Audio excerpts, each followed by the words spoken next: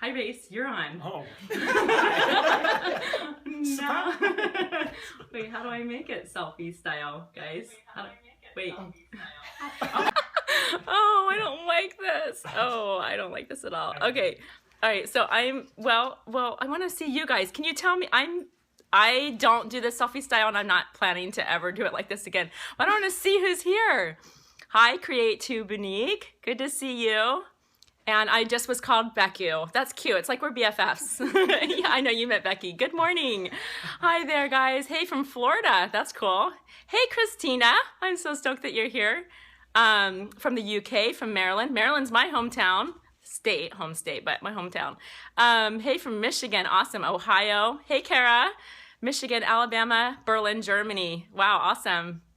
Utah, Oregon, Mexico, Paradise Valley, Dallas. You guys are coming in so fast that I can't see quite as well. So good morning. I'm so glad that you're here, and I want you to participate in this as much as you want, but I have this list of things that we're going to be talking. Race.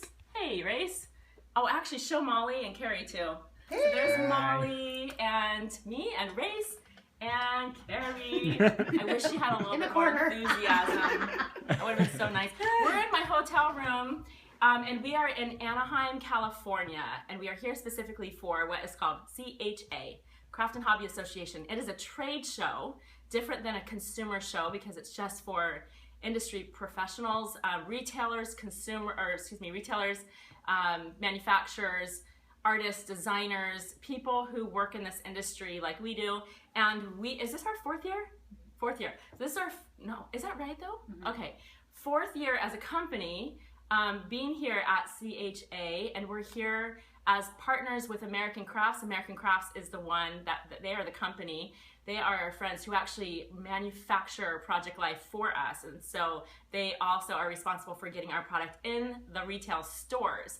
So if you're newer to our business, the way we actually started this 6.5 years ago is it was just direct to consumer. So because of our partnership with American Crafts, we're now in thousands of stores across the country and in the world, and it's just a phenomenal blessing to have a partnership with them. So anyway, that's why we're here. And before we head over to the show floor to finish setting up our booth, we thought it'd be good to hang out with you guys and be right here in the comfort of my hotel room. Molly's gonna look for your questions and comments and interrupt me anytime that she wants to interject with some stuff that you have to say. But the reason why I wanted to jump on Periscope this morning is because the other day on social media, I asked you guys a question, and the question was, what are your scrapbooking goals for 2016? Like, what do you guys want out of this year? What is your hope? And I asked you that not just for my, entertainment. I really wanted to know what you guys were thinking so that I can offer hopefully some insights and some help. And so that's what we're chatting about today. And I have notes that are based on your comments. So there were way more comments than I'm gonna actually talk about today, but I wanna just hit on some of them. So I'm just gonna go through, I'm gonna let you know what some people are saying. You're gonna resonate with something. So we're only gonna be on here for about 20 minutes or less. We don't wanna take up a lot of your time, but I want you to really kind of think about, if you haven't already, what's your goal for this year as it pertains to memory keeping? You may not have one, and that's okay. I definitely don't want to shove scrapbooking down anyone's throats. I don't want anyone to feel like they've got to do it this way. I'm a very open-minded memory keeper myself, and I really love the idea of finding something that works for you, that resonates with you, that will help you stay motivated. And so that's why I think it's really fun to kind of go over different ideas and thoughts and goals. So, okay, first comment. Someone's goal is to get she says, all my husband's family's photos scanned, organized, and scrapbooked. Okay, so when she says all my husband's families, that to me sounds a little bit historical, like it's her husband's family history, from his parents or grandparents or whatever. And I would advise you when it comes to that to consider the idea of batching. And what I mean by that is if you're planning to tackle anything that's in the realm of like family history, and you're really talking about going back and you've just inherited tons of boxes and drawers full of pictures, then instead of kind of dabbling a little bit here and scanning some pictures and labeling them and scrapbooking them, my approach to it personally would be that you actually do it in batches. And that means that you take one part of the process at a time and tackle that. So for example, if I am this woman who made this comment, I would actually start by gathering everything that I can possibly get my hands on into one place, physically get everything in one place. And then I would get busy scanning, and I would scan the heck out of as many pictures as I possibly could. And then after all of the scanning is done, then I would sort and organize in folders or files. And I have to say, there's a flip-flop to that. You can organize all the pictures as best you can and then scan. It depends on how your workflow works best for you. So that's kind of a flip-flop idea. Then once everything is scanned and labeled, then of course you can kind of go through and figure out, well, first of all, get it in Dropbox. You want to share it with all of your extended family because they should absolutely have access to those pictures. And secondly, if you plan to scrapbook those, that's then where you have to go, okay, how do I want to scrapbook those? Do I want to do it creatively and elaborately? Do I want to do it digitally or with the Project Life app so that I can then make digital copies for all of my family? And then that's like a whole Periscope in itself. So that would be kind of my advice, is to batch that process. Okay, someone says, do I have anything yet, Molly, that I should be? Okay. Someone else says, I'm planning on going hybrid with the app and Project Life product. So that's cool. I think that one approach to doing Project Life is to stick with one method, one way of doing it. For me, that works. I stick right now with the app. I do physical books for my kids, but I kind of put those on hold a little bit while I'm really getting geared up and fired up and excited and caught up on my family yearbook. But the fact that she's talking about going hybrid, I know resonates with so many of you who don't want to do just one method. And my advice with those of you who feel that way is to not be overly planned about it. I think it's really cool to approach it in a way that is something like this. What am I in the mood for? Right now, what am I feeling? We just went to Yellowstone on this trip and I want to scrapbook it. Am I feeling like it would be great to do it in the app while we're driving home and just kind of get it done before I get home? Or am I feeling like I want to physically print these pictures, physically slip them into a Project Life album, and add the cards and handwrite the journaling and have my kids involved? So go kind of in the moment and don't overthink and overplan if you want to be hybrid, and go with what you feel excited about for that particular topic. Someone wondered if your kids' albums are traditional. It's a great question. So I will scope about that separately, but the short answer is that our family yearbooks are done in the app. And I'm printing when our photo book option comes to the app. If you didn't know, it's coming. I will print copies for each of the kids.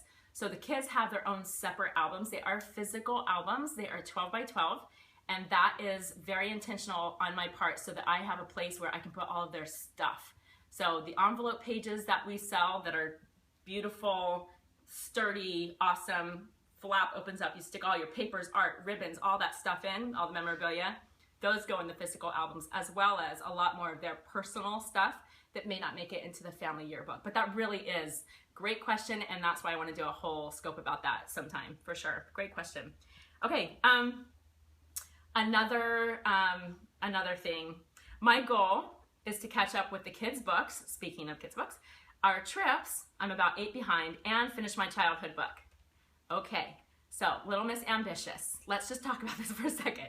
So when you think about in 2016, it's one calendar year, you really want to approach your goals with kind of what is my dream? And you have just shared with me your dream. It would be awesome if you can get all of that done. I also don't want anyone to set themselves up for disappointment. So when you kind of dream, and I dream a lot, and I think big picture, oh my gosh, I would love to do this, this, and this. Then you have to take it, and the next step is to like pare it down and go, okay, be real. In one calendar year, if I'm a full-time working mom, for example, which many of you are just like me, what is realistic? How can I actually approach this in a way that I don't set myself up for disappointment and failure because I've just bitten off more than I can chew? So my advice for that particular comment is to just kind of break it down and decide what's really important, what's sooner than later important. Okay, so I have this list of all these trips and my kids' books and my your childhood book. What do you feel like is the most time sensitive or important to get done? And start with that, or start with what you feel the most excited about, because that's what you'll be motivated to stick with. And I would kind of just decide that you're going to do that first and decide when you want to get it done by. For example, if you want to start with your childhood book, which I know a lot of us feel is completely daunting. I haven't even tackled it. I have a lot of scrapbook pages from my childhood that I've done in recent meaning like in the last 20 years, not within my childhood. And I have really put off doing my childhood album properly because I've still been processing the best way to go about doing it so that I can have copies for my children. So anyway, kudos to you for wanting to tackle your childhood this year. If you decide to start with that and you decide on your game plan for actually doing it, then set a goal for yourself. If you want to get it done by March, well, get going because you're running out of time. If you think, you know what, I can probably do this within 6 months' time. I can get this done by the end of June. Write that down, make it a goal, make it happen. And then when you finish that and June comes and goes and you've finished and yay for you, then you go, okay, what else did I want to do? I wanted to do those 8 trips. Which trip am I going to do first? You know, and you just take it one step at a time.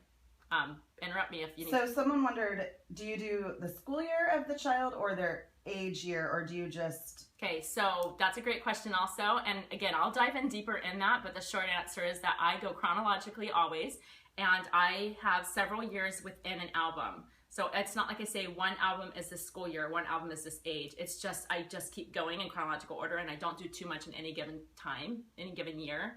And so the way I do it is each school year is kind of like when I put a divider, because we have those scrapbook dividers in there. So if it's Crew's first grade year, which it is right now, then everything that's within his first grade year and into that summer after is in that section. And then second grade will, you know, when August comes around and a new year starts in school, that's when I kick into the next section. I hope that answers the question. Do you have any advice for the Android users who will be starting the app for the first time? Yes, actually. Okay, I'm glad that you asked that. That's a really great question. So if you have an Android phone and you've been chomping at the bit for the Project Life app to come, and now you know if you follow my social media that it is for sure coming next month in February. Woohoo! That's my dancing girl emoji. Ow! Okay, so if you're one of those people and you are so excited for the app to come, but you're wondering what you should be doing in the meantime, then my best advice would be for you to actually collect your best of. Okay, let me back up. Have you guys read my post that's called How I Documented 2015 and Why I'm Doing It Again in 2016? If you haven't read that blog post, please go to the blog at beckyhiggins.com and do a search, How I Documented 2015, and read it. It is worth your time. There's a lot of people who are saying that really helped clarify in their minds what they want to do. Okay, now with that disclaimer, what you want to do is decide if you're doing a weekly approach, and I think a lot of you are, and that's probably why whoever asked the question, why you're asking that, what should you be doing right now? Okay, so I'm going to answer it with that context. If you have that goal of doing weekly, but you don't have the app yet, because it's not yet on Android, but it's coming next month, well, you've got about a month and a half or 2 months worth of scrapbooking, of pictures and memories that you are going to feel behind on. Good news, guys. Good news. You're not going to get behind, and this is how. If you just do your normal picture taking and you are collecting your pictures week after week after week, then what I would do if it were me is I would actually collect my favorite around 7 or 8 pictures per week that you're saying, this is my family story or my story within a week's time. Okay, so maybe I took 100 pictures in a week because I was crazy out of control taking pictures. That's fine and good. But which ones are you going to actually put in that week's layout? Collect those 7, 8, 9, 10 pictures and keep them in a folder or an album, easily on your phone. I don't even think you need to take it to your computer, but do whatever works for you. If it were me, I would just use PhotoStream, which is built into the Apple phone, but I don't know what it is for Android. But you can put it into a little section in your camera roll or off to the side of your camera roll. And so when you get the app, then you will be set to go, and you literally, I'm telling you, because you don't know yet, because you don't have the app yet, but I'm telling you, you could do a layout in 5 minutes. It really is that quick. You'll see as soon as you get it, you'll tap, drag, you'll be able to move things around, switch, add your title card, add your journaling, and you're done, okay? So you actually are not gonna be as far behind as you might think you might be, because within a half an hour's time, you can catch up completely in 2016 so far. Got it? Okay. That's a great question. We're for sure not going to get through all of this. I'm going to have to break this up into 2. How much time? Do we know? Yeah. I have about 5 minutes. Yeah. We're just making ourselves have a time limit for your benefit because we don't want to waste your time. We don't, well, not that this is a waste. You wouldn't be here if you felt like it was a waste of time, but I don't want to go on and on. And we've got like I had the tendency to do. And we've got things to do today, too. We do have things. Oh, and there's that. Oh, there's that. We do. We have to go set up our setup. Oh, we do. Okay. So let me just share a few more then. Let's see. Oh, okay. My goal, and this we saw a lot, my goal is to just start. That's a big goal, right? And I'll tell you why. Because getting started and actually taking the first step is the hardest part. It's the hardest part. You know why? Because you're paralyzed by like, I don't even know where to start. I don't even know what I'm doing.